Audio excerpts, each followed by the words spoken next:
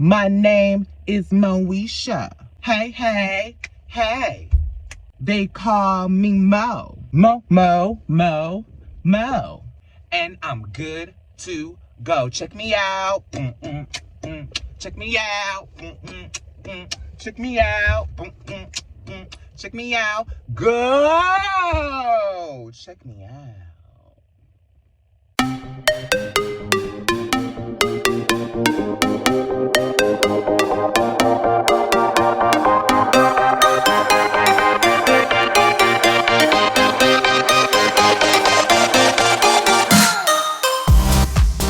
Baby gorgeous gang, what's good? What's going on, y'all? We are back for another segment of Throwback TV right here on Porn with Jordan. And as you can see by my wig, we are getting ready to talk. Mo to the E to the Mo to the E to the. Hey. Listen, we're back. This is season 1, episode 2. The episode is called Friends, and this is the cheerleading episode. Now, mind you, I do recaps of television shows a lot differently. And let me explain that for you, just in case this is your first time watching a video of mine. The way that I do recaps of TV shows is that I don't necessarily tell you the chronological order of the things that happened in the episode and then go and talk about every point that happened throughout the show. I don't do that.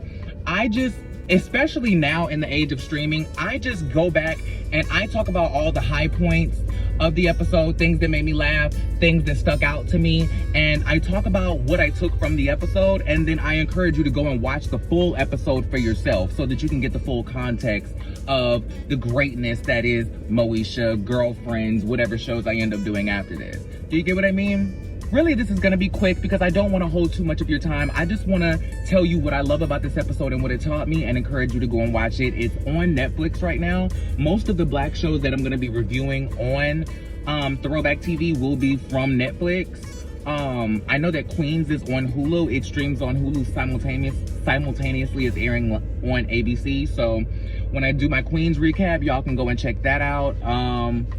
And yeah, I'll update you on all those things as they come up. So this is the episode where they're trying out for cheerleading and Kim is so incessantly worried that she's not gonna make it, right? She's kissing ass to all the cheerleaders. Shout out to Gabrielle Union playing Ashley in this episode. She gives me very chocolate Hillary Banks. She gives me very bad and bougie, dark-skinned mommy. Like, she was giving it up as only Gabrielle Union can give it up. Notice she still looks the exact same today. Catch. Kim and Ashley are both trying to convince Moesha to try out for the cheerleaders, right? Moesha thinks that it's basically just beneath her and she doesn't think that it's something that she wants to do because she's a more evolved woman, right? And the thing that I found funny about this episode, well, about this part of the episode, was when she was like, I wouldn't see Maya Angelou cheerleading. I wouldn't see so-and-so and so-and-so doing cheers. And I was like, well, that makes me want to think about my inspirations then. Because, I mean, my inspirations are people like Grace Jones and Eartha Kitt, Josephine Baker, Lynn Whitfield. But I was a cheerleader. Hell, Brandy is an inspiration for me. But I don't know if Brandy was a cheerleader. But I'm just saying, like, I have a very inspirational and well-respected, you know, icons and people who I love and aspire to impress or make proud in my homage to them, right? But that didn't stop me from wanting to be a cheerleader. And you know what's funny?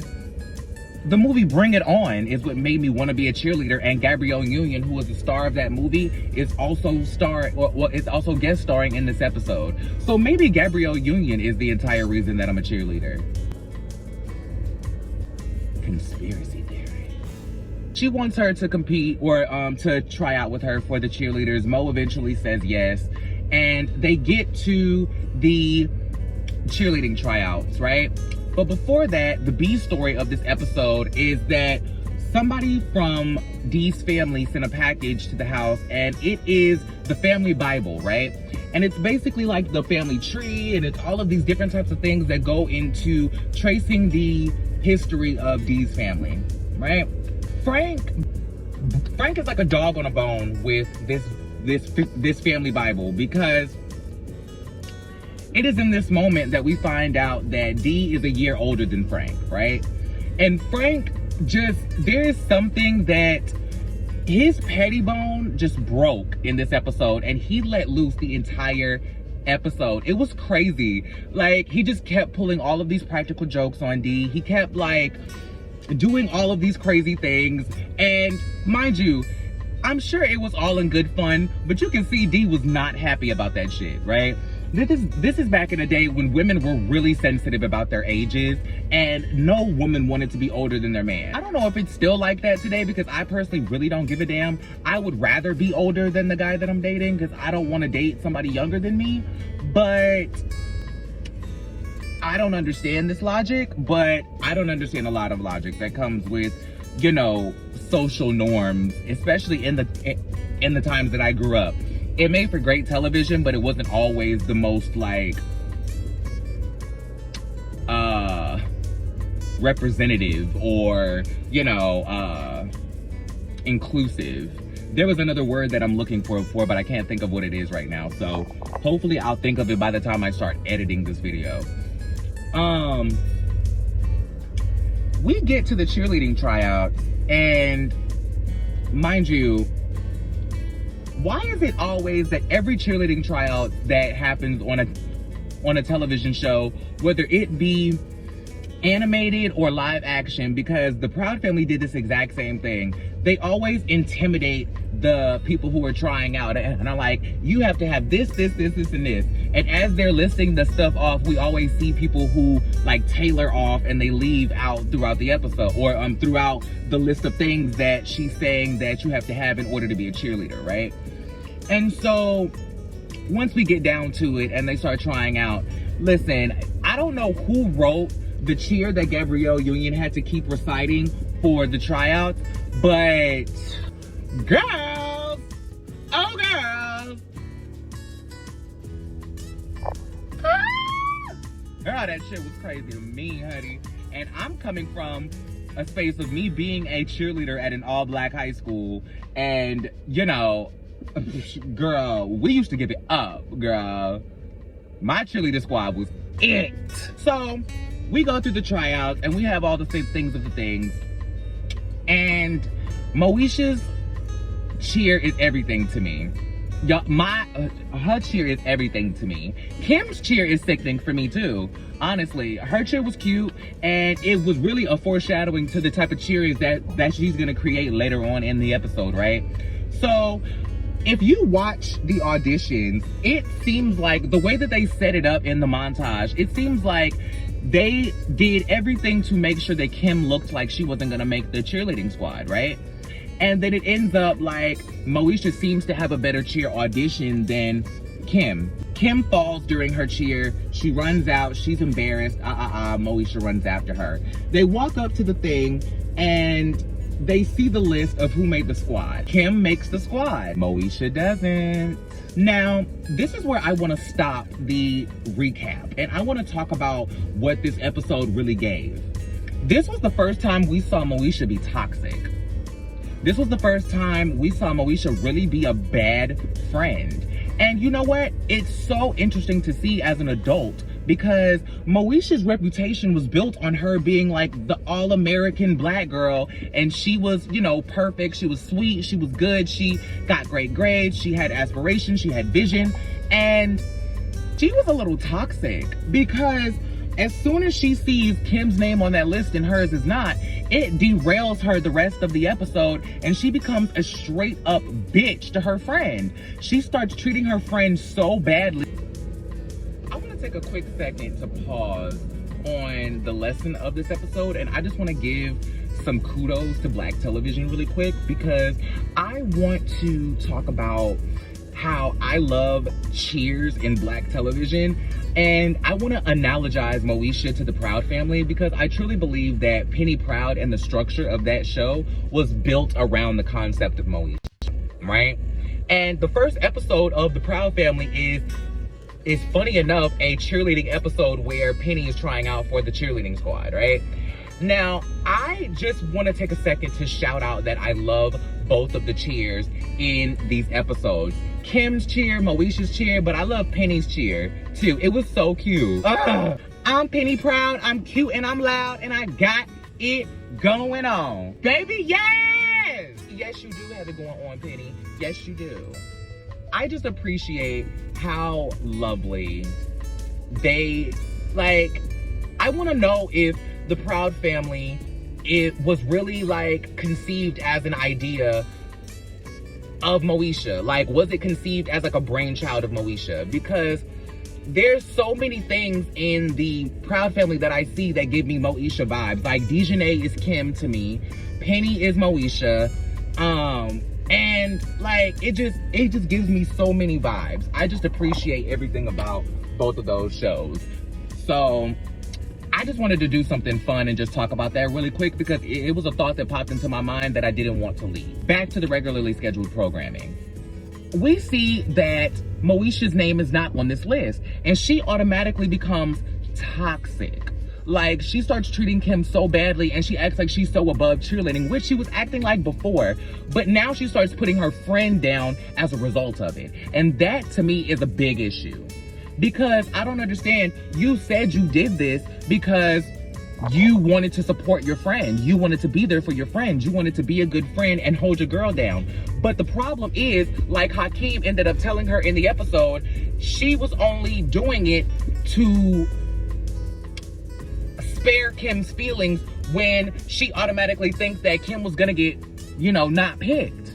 This is the thing. Moesha is toxic not only because of the way that she treated Kim after she didn't make the squad, but it's the assumptions she made about Kim all the way up into the auditions. The fact that she just automatically thought that Kim wasn't gonna make it. The fact that she automatically thought that she was gonna get picked over Kim. It was just really, that is narcissistic, conceited behavior. And it disappointed the hell out of me to see that out of Moesha. It really disappointed me because I'm glad that she has people like Andale to basically reel her in. When she was basically like, so what if I go to the audition and I get picked and Kim doesn't? Just conceited as hell. And then Andale is like, okay, so why don't you think about it as being her friend since you're auditioning for just for her? What if you don't go and she doesn't get picked? Then who's gonna get hit with that boomerang next? That convinces her to go to the audition, right? So the episode goes along, she starts treating Kim bad, and Kim is all excited about becoming a cheerleader, right? She's so excited, she comes over to the house, and by the way, this was the episode that we got the house that we see the rest of the series.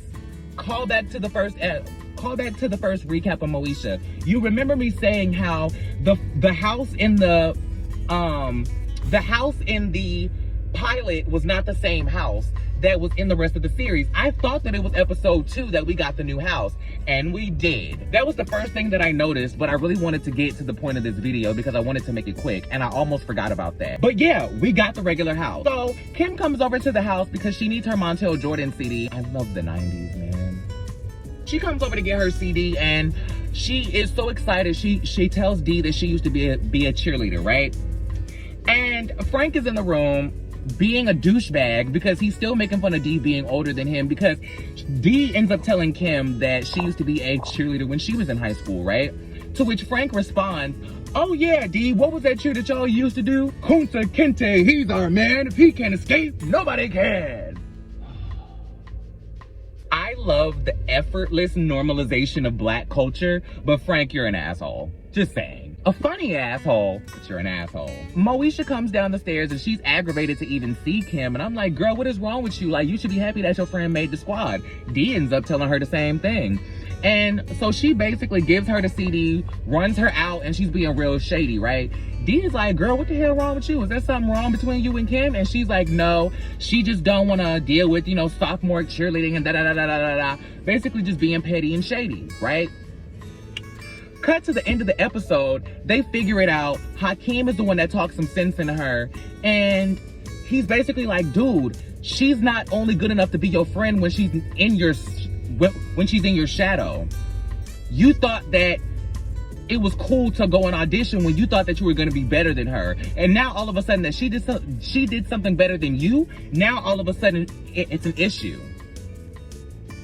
This reminds me of an episode of The Proud Family too, when they were doing the poetry slam, and Penny was helping Dejanay work on her poetry for the poetry slam, and then Dejanay ended up killing it, and Penny got jealous and started treating Dejanay like crap because she did better than her, thinking that maybe she played her, whatever, blah, blah, blah. Now, I think that this is a direct parallel to Moesha. I'm just saying.